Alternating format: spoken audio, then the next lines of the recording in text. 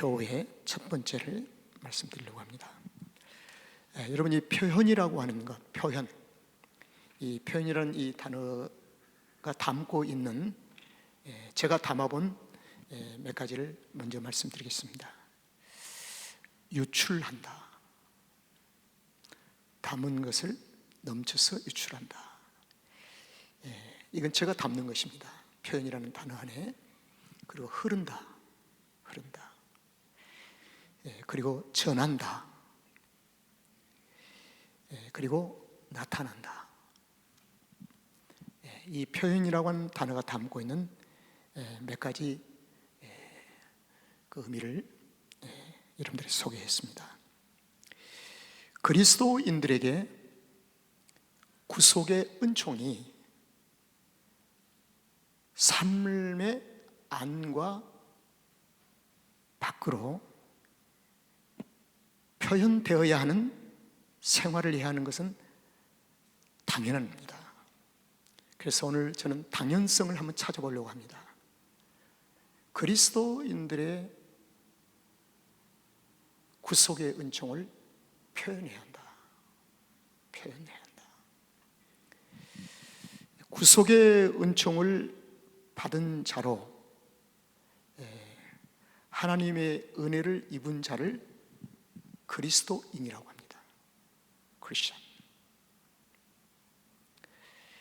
그래서 하나님의 은혜는 무엇과도 비교할 수 없는, 그래서 무엇에도 대체할 수 없는 유일한 생명입니다.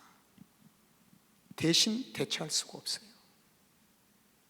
유일한 생명. 생명을 우리가 받는 순간에 내 안에 감격이 옵니다. 감격. 그리고 억누를 수 없는 그 감격에 의해서 감사와 기쁨이 심령 안에 채워지게 되는 거예요. 그래서 그 채워진 심령으로부터 내 영혼과 삶을 통해서 표현이 시작이 되는 것입니다.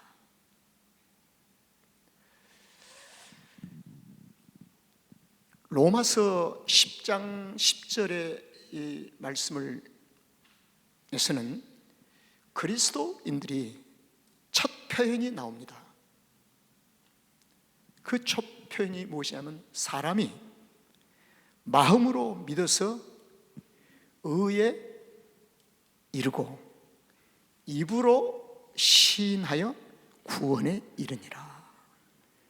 입으로 시인한다는 이 말은 표현이 밖으로 되어진다는 것입니다. 이걸 가르쳐서 우리는 크리스찬의 출발 지점에서 신앙 고백이라고 얘기를 합니다. 마음에서 믿어 의에 이르고, 이 의는 예수 그리스도에게 이르고 주님을 만난다는 것입니다. 주님을 만나게 되고, 그리고 주님 만난 것을 입으로 시인하여 구원에 이르니라. 내 영혼 중심에서 구원이 시작이 됩니다. 영혼 깊숙한 곳에서 구원이 시작돼요. 그래서 그것을 입으로 시인하는 것을 가르쳐서 외적인 표현이라 이렇게 한번 얘기해 봅니다. 외적 표현.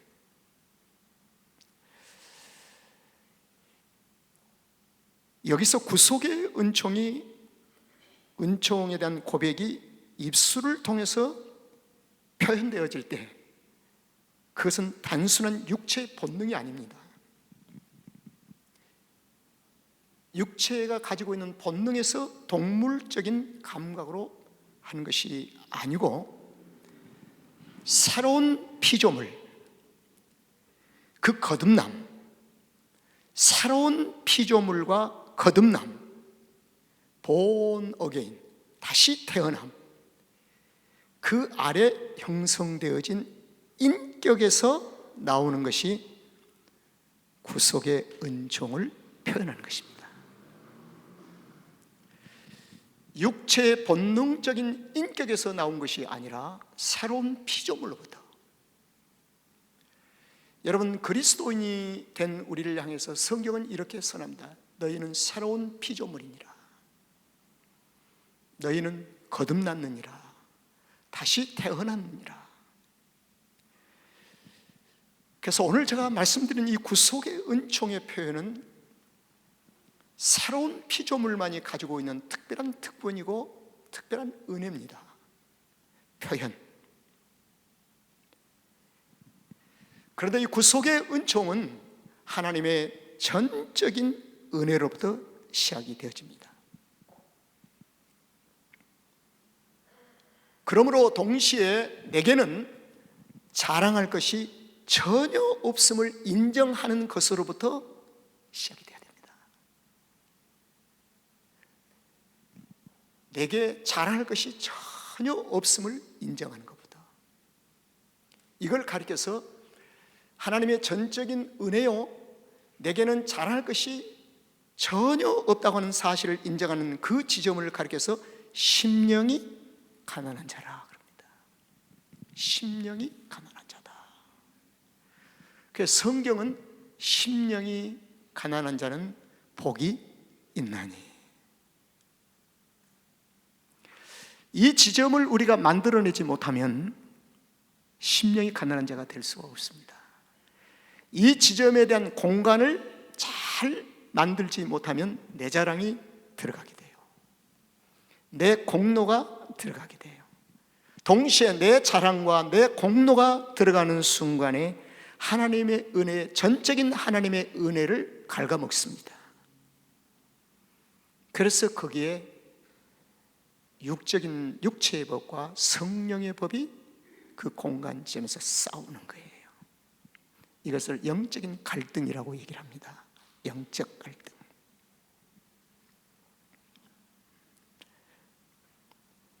그래서 이 구속의 은총은 하나님의 전적인 은혜임이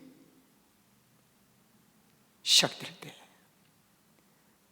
내게는 잘할 것이 전혀 없습니다 라고 자신을 완전히 부인할 때, 바로 그 공간에 오직 예수 그리스도가 계십니다. 오직 예수 그리스도. 그래서 오직 예수 그리스도가 그 안에 계실 때에 그때 감격이 시작돼요. 감사와 기쁨이 넘칩니다. 그때 새로운 피조물에 대한 인격이 표현을 하게 됩니다. 표현이 돼요. 그 표현이 입술로만 된 것이 아니라 얼굴 표정으로, 나의 걷는 표정으로, 모든 것이 구속의 은총이 표현이 되는 것입니다. 그래서 저는 하나님의 전적인 은혜요, 내가 잘할 것이 하나도 없고 오직 예수 그리스도십니다. 이 세 가지를 담고 있는 요절이 있습니다. 로마서 3장 24절에 이 요절은 이 세 가지를 다 담고 있어요. 구속이 어디에 있느냐? 예수 그리스도 안에 있는 구속. 구속의 100%는 예수 그리스도에게 있습니다. 내게 1%도 없어요. 완전히 이 구속은 예수 그리스도 안에 있는 구속입니다. 그래서 종종 우리가 이런 오류를 보면요, 그 내가 예수 믿게 하고 내가 했더니 구원받고 그래서 위험한 겁니다. 그 의미를 깊이 잘못 해석하면 위험한 것입니다. 위험한 거예요. 내가 안내자, 주님이 나를 들어 쓰심으로 사용하심으로 안내자였지, 그분에게 구속을 은총을 베푸신 분은 내가 아니라 100% 하나님의 전적인 은혜요 예수 그리스도이십니다. 여기에 초점하셔야 돼요. 그래서 오늘날 우리가 이런 부분에서 깊이 타치를 하지 못하면 비성경적인 요소가 우리의 삶의 입술에 훈련되어져 버립니다. 그 내가 예수 믿게 한 사람이야, 나 때문에 구원받았어? 아주 쉽게 던지는 말 같지만 그것은 하나님과의 엄청난 갭을 가지고 있는 겁니다. 자, 예수 그리스도 안에 있는 구속으로 말미암아, 구속, 구원, 이 구속은 예수 그리스도 안에 있는 독립적인 것입니다. 누구하고 합의적으로 만든 것이 아니라 예수 그리스도 안에 있는 구속, 이 말은 예수 그리스도의 전부가 구속이라는 겁니다. 전부가. 그 다음에 하나님의 은혜로, 그 다음에 값없이, 이 말은 내가 잘할 것이 하나도 없이 하나님의 전적인 뭐요? 은혜입니다. 하나님의 전적인 은혜입니다. 의롭다 하심을 얻은 자가 되었느니라. 이 의롭다 하심은 구원받은 자가 되었느니라. 새로운 피조물이 되었느니라. 거듭났느니라. 그래서 로마서 3장 24절은 마태복음 5장에서 얘기한 심령이 가난한 자의 삶을 그대로 지금 얘기합니다.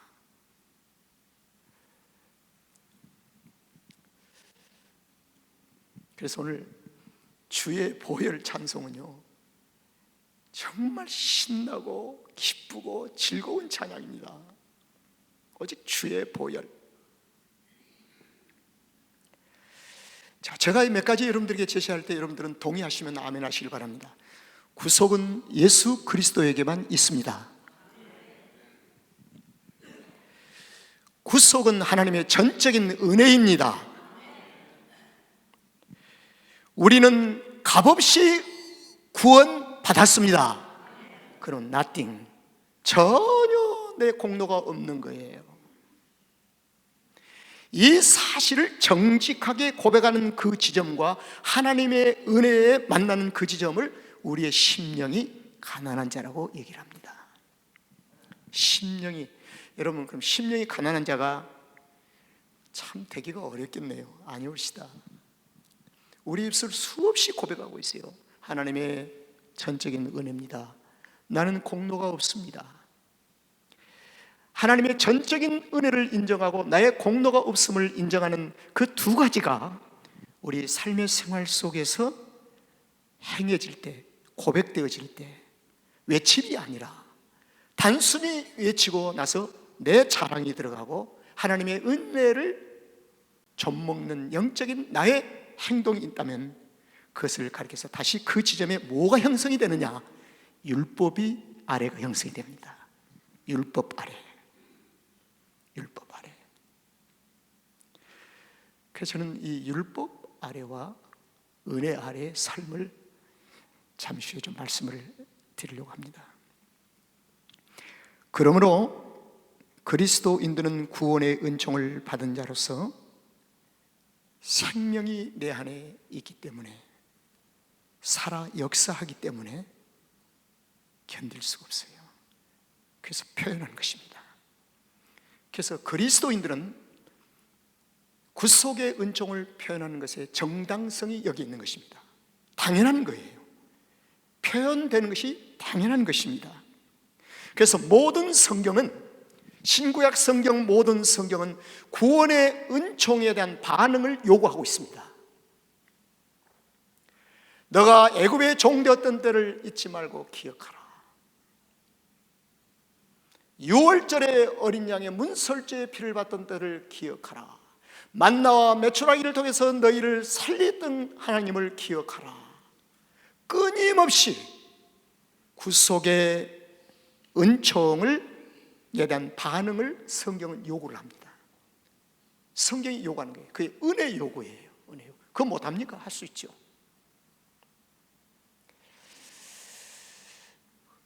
구별된 하나님의 자녀들의 삶은 반드시 표현되어야 합니다. 근데 그 중에서 로마서는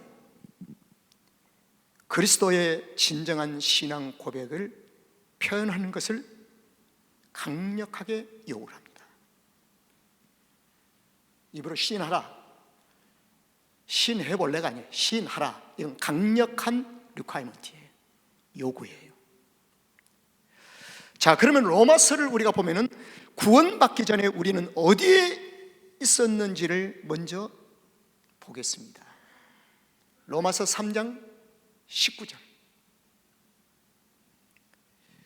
우리가 알거니와 무릇 율법이 말하는 바는 율법 아래 있는 자들에게 말하는 것이니라. 율법이 말하는 바는 율법 아래 있는 자들에게 하는 거예요. 그러나 율법은 율법 아래 있지 않는 그리스도 안에 있는 자들에게 말하는 것이 아닙니다. 이미 자유함을 받았기 때문에. 그래서 율법이 말하는 바는 율법 아래 있는 자들에게 말하는 것이니 이는 그들의 입을 막고, 이걸 갖다 미국 사람들 기분 나쁘면 샤랍, 입 다물어 그러잖아요. 변명의 여지 없이 입을 막아버리시는 하나님. 그 변명이 뭔가? 아이고, 내가 지금요 죄인이 아닙니다. 내가 지금 무슨 죄인입니까? 나는 성실하게 살았습니다. 그때 강력한 표현을 한다면 입 닫아, 그 말입니다. 입을 닫아. 무슨 말 하는 거야? 이는 모든 입을 막고 온 세상으로 하나님의 심판 아래 있게 하려 함이라. 변명의 여지 없이 너는 심판의 대상이야, 그 말입니다. 율법 아래에 그들의 모든 있는 자들이 변명하지 말고 입을 다물고 너희들은 하나님의 심판의 대상이야, 이겁니다. 그럼 저와 여러분은 율법 아래 있었던 자들이었습니다. 여러분, 이 율법이 뭐냐면 하나님의 법입니다. 하나님의 법 아래 내가 있습니다. 그랬더니 그 법은 너무너무 위대한 법이요, 하나님의 의의 법이요, 완전한 법이라.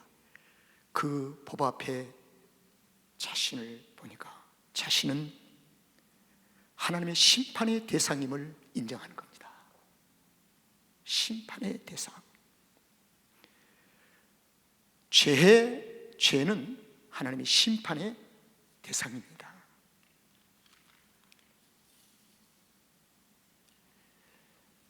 로마서 3장 20절 이어서 보겠습니다. 그러므로 율법의 행위로 율법을 지키려고 율법에 맞춰서서 그 행위로 그의 앞에 의롭다 하심을 얻을 뭐요? 육체가 있나니 없나니? 없나니. 없어요. 제가 이 말씀을 20절 계속 마크하면서 읽으면서, 신원규 너 그동안 얼마나 네 좀 의롭게 산다고 남들 이러쿵 저러쿵 네가 그랬니 저랬니, 아이고 막 부끄러웠습니다. 부끄러웠어요. 이 입술이 너무 부끄러웠어요.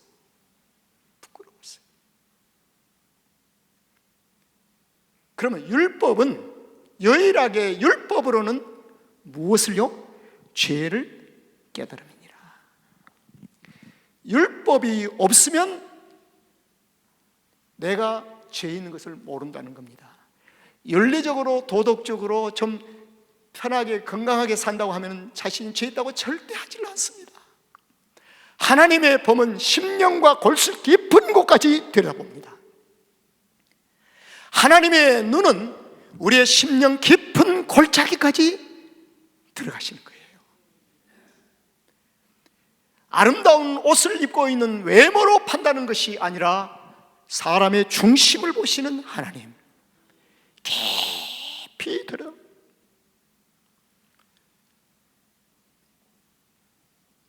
마음 깊은 곳에서 마음 먹는 것까지 하나님은 감찰하시고 보고 계신다. 그래서 그 하나님의 법 앞에 보니까 아이고 창피스러워서 못 견디겠어요. 율법은 죄를 깨닫게 하는 데 있습니다. 여러분, 육체는 지, 정의, 인격, 신념, 이런 육체가 가지고 있는 도덕과 윤리적인 자신의 나름대로 건강하다고 하는 이것을 가지고는 하나님의 율법을 온전히 충족시킬 수가 없습니다. 육체는 결코 실패합니다. 하나님의 법을 온전히 지킬 수도 없고 행할 수도 없습니다. 유일하게 죄를 깨닫게 해주는 역할을 합니다. 그래서 율법 아래 있는 자들이 유일한 외침이 딱 한 군데 있어요. 율법 아래 있는 자들이, 사망의 그늘 아래서 심판 아래 있는 자들이 유일하게 외칠 수 있는 딱 한마디가 있는데, 이것이 로마서 7장 24절입니다. 오호라 어찌할꼬 나는 죄인입니다. 내가 어떻게 공고한 사람입니다. 나는 죽일 놈입니다. 이 가운데 있는 사람이다. 이 사망의 몸에서 누가 나를 구원할 수가 있겠습니까? 라고 외칩니다. 유일한 이 용어예요. 율법 아래 있는 자가 유일한 외침이 바로 이 외침입니다. 이게 생명으로 나가는 유일한 첫 출발이에요. 오라 나는 공고한 사람이로다. 이 사망의 몸에서 누가 나를 건져내랴. 이 사망의 몸에서. 여러분, 율법 아래서 사망 선고를 받고 부르짖는 이 죄인에게 성경은 로마서 3장 21절에서 이제는, 이제는 단어, 이때라고 말입니다. 하나님의 때가 됐다. 약속의 때다. 이제는. 이게 얼마나 우리에게 소망적인 지점인가를 생각해 본다. 이제는 율법 외에 하나님의 한 의가 나타났으니, 하나님의 한 의는 누구지요? 예수 그리스도십니다. 하나님의 때에 이제는 율법 외에 하나님의 한 의가 나타났으니, 메시아 예수 그리스도가 나타났으니, 하나님의 한 의인 이 메시아는 율법과 선자들이 이미 증거를 받고 얘기한 것이다. 구약 성경 전체가 율법과 선자들이 오실 이 하나님의 한 의가 나타날 메시아를 말씀했다. 바로 그 메시아가 나타났으니, 여러분, 그래서 우리가 메시아를 기다림이 얼마나 소중한 줄 아세요? 은혜 시대에 우리가 예수 그리스도를 만난다고 하는 것이 얼마나 큰 축복인지 아세요? 인생의 최고의 행복과 축복이 주님 만난 것입니다. 예수 그리스도를 만남이에요. 예수 그리스도를 만남. 인생의 최대의 축복인 그리스도를 만났으니 우리가 어찌 감격하지 않을 수가 있겠습니까? 예수 그리스도를 만났으니 어찌 나 홀로 참고 있겠습니까? 표현돼야 되지요.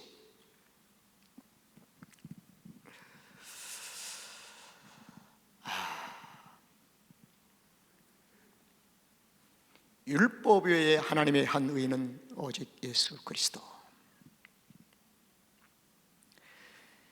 오신 메시아 예수 그리스도는 하나님의 심판 아래, 율법 아래 있던 통곡하며 부르짖고 사망의 몸에서 누가 나를 건져내라고 부르짖는 그 자를 찾아오셔서 율법 아래로 메시아가 들어와 버리십니다. 그래서 율법에서 요구하는 하나님의 거룩하심과 의, 나는 도저히 감당할 수가 없는 데에 사망의 몸에 있는 나를 대신해서 그 모든 죄를 다 뒤집어 쓰시고 나를 위해서 십자가에서 마지막 물과 피를 다 쏟으시며 나의 모든 죄를 다 사해 주시고, 그리고 사흘 만에 다시 살아나셔서 우리의 손을 붙잡고 율법 아래서 은혜 아래로 우리의 삶을 이끌어 나오십니다. 이끌어 나오신 분이 메시아 예수 그리스도이심을 믿으시면 아멘 하시길 바랍니다. 바로 예수님이십니다. 주님. 이 놀라운 은혜, 이 놀라운 축복. 그래서 다시 한번 로마서 3장 24절을 다시 한번 반복해서 우리 한번 큰 목소리 읽어보겠습니다. 시작. 그리스도 예수 안에 있는 구속으로 말미암아 하나님의 은혜로 값없이 의롭다 하심을 얻는 자가 되었느니라. 아멘. 하나님의 전적인 은혜요, 오직 예수 그리스도를 통해서 값없이 우리는 구속의 은혜를 받았습니다. 이제 이런 신앙 고백으로부터 성도들이 출발을 해야 합니다.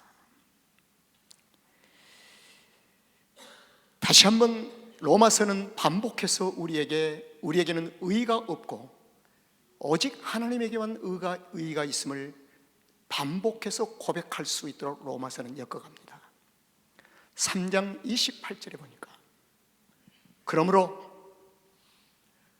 사람이 의롭다 하심을 얻은 것은 우리가 율법을 지키고 행해서가 아니라 무엇으로요? 믿음으로 되는 줄을 우리가 인정하노라. 율법을 지킴으로 의로워진 것이 아니라 믿음으로 되었다는 것입니다. 여기 아주 중요합니다. 율법을 지킴으로 의로워졌다는 생각 속에 들어가면 율법 아래로 다시 들어가야 사울처럼, 바울이 되던 사울처럼 헐떡이며 인생을 살다가 가는 것입니다. 우리는 믿음으로 의롭다함을 받게 되었습니다. 여러분, 이제 믿음의 시대가 열렸는데 로마서 3장 30절에 할례자도 믿음으로 말미암아 또는 무할례자도 믿음으로 말미암아 의롭다 하실 하나님은 한 분이시니라. 내가 믿음 생활을 잘하니까 하나님이 나를 의롭게 하신 것이 아닙니다. 여기에 잘못 터치에 걸리면 율법을 잘 지킴으로 의롭다 하심에 빠져 들어갑니다. 내게 주어진 믿음은 그리스도인의 라이프, 삶입니다. 삶이에요.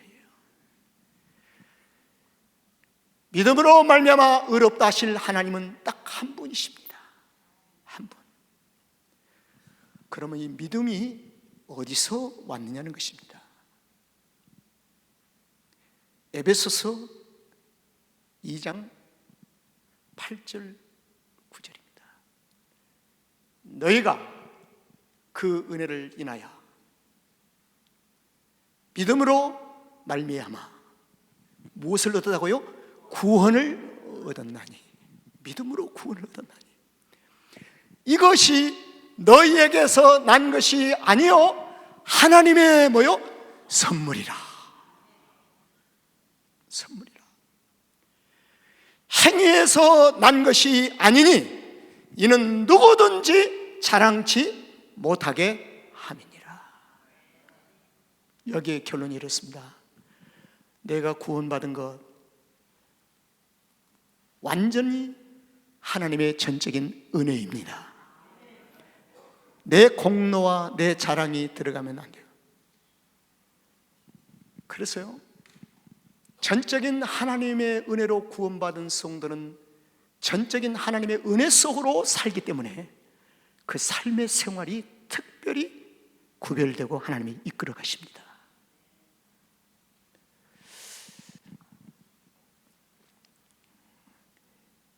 구원의 은총은 하나님이 우리에게 주신 특별한 은혜임이 틀림없습니다. 그런데 이제 율법에 대한 문제를 잠깐만 정리하고 마치겠습니다. 3장 31절. 그런즉 믿음으로 말미암아 율법을 폐하느뇨 그럴 수 없느니라. 도리어 율법을 굳게 세우니라. 그럼 율법을 굳게 세운다니 말은 율법을 지킨다는 거죠. 아주 율법을 원하는 대로 율법에 가까이 간다는 것입니다. 가까이 간다. 그럼 가까이 가는 것은 나 홀로 갈 수가 없고 무엇으로요? 믿음으로. 이게 믿음의 신앙 고백이 없이 내가 율법을 잘 지킨다, 거룩하게 산다, 이것은 자신을 율법 아래 다시 들어가는 겁니다. 그리고 율법 아래 들어가서 주변에 보니까 주일 성수를 못하고 지키는 사람들 갖다 정죄하기를 시작합니다. 자기 눈으로. 그래서 교회 안에는 이런 영적인 눈을 갖지 않도록 성령님께서 늘 경계하십니다. 경계하세요.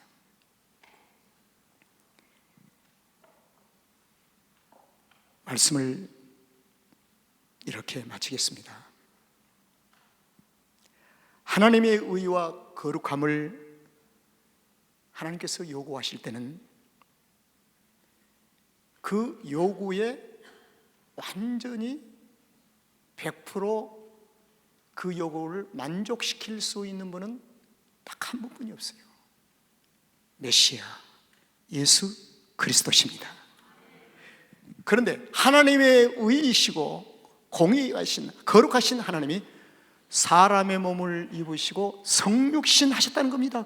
그분이 바로 예수라, 그분이 바로 메시아라. 그래서 우리가 해야 할 일은 예수 그리스도를 붙잡는 것입니다. 주님과 함께 사는 거예요. 주님과 함께 생활을 하게 되는 것입니다. 그래서 사도 바울은 그렇게 그리스도 안에서 충만해도 한순간 우리의 마음이 세상의 유혹에 빼앗기면 우리는 그리스도를 붙잡는데 실패를 합니다. 그러면 다시 종교인은 율법 아래로 들어가서 종교인의 행세를 하고, 종교인이 안 된 사람들은 세상길로 탕자처럼 가버리고 마는 겁니다. 그래서 무시로 그리스도를 우리가 붙잡고 사는 것은 매우 중요합니다. 한순간도 놓을 수가 없습니다. 자, 마지막 정리해 드립니다. 진정한 그리스도인들이 되시기를 주 이름으로 축원합니다. 로마서 2장 28절 29절이 진정한 그리스도인과 진정치 않는 그리스도인을 성경에서 밝히고 있습니다. 표면적인 유대인이 아니요, 표면적인 육신의 할례가 아니라 오직 이면적인 유대인이라. 여기다 유대인에다가 그리스도인이라고 한번 대입을 시켜보세요. 표면적인 그리스도인이 아니요, 할례는 세례입니다. 구원만. 표면적인 육신의 할례가 아니라, 형식이 아니라 말입니다. 이면적이 되라고 말입니다. 심령의 깊은 곳에서 구속의 은총을 고백하는 자가 되라 그 말입니다. 우리 금년에 한 중요한 주제가 있습니다. 내가 표면적인 그리스도인이 될 것인가, 이면적인 그리스도인이 될 것인가. 표면적인 그리스도인은 엄밀히 그리스도인이 아니라고 얘기를 합니다. 그럼 이들은 어디로 가 있습니까? 표면적인 유대인은 어디로? 율법 아래에 들어가는 것입니다. 율법 아래에 있다가 무서우면 그냥 잠깐 나왔다가 또 들어가는 거예요. 벌벌 떨다가 또 들어가는 거예요. 그것이 반복되어진 삶, 불안과 초조에 반복되어진 삶을 사는 것입니다. 이면적인 그리스도인, 심령의 깊은 곳에서 진정한 그리스도인. 이면적인 그리스도인만이 안과 밖으로 표현되는 삶이, 구속의 은총이 구체적으로 표현됩니다. 집안에 십자가 걸어놓는 거, 말씀 걸어놓는 거, 저는 그걸 부인하지 않습니다. 더 중요한 게 있습니다. 내 이면 심령 깊은 곳에서 매일매일 예수 그리스도의 구속의 은총을 고백해야 합니다. 이것이 없는 십자가를 걸어놓고 거기에 위로를 받는다면 매우 위험한 열매를 낳을 수가 있습니다. 중요한 것은 저와 여러분의 심령입니다. 심령 깊은 곳에서 구원의 은총, 하나님의 전적인 은혜입니다. 그리고 나는 값없이 은혜를 받았습니다. 내 공로는 아무것도 없습니다. 오직 예수 그리스도 한 분이십니다. 이 고백하기를 주 이름으로 축원합니다. 기도하겠습니다. 하나님 아버지,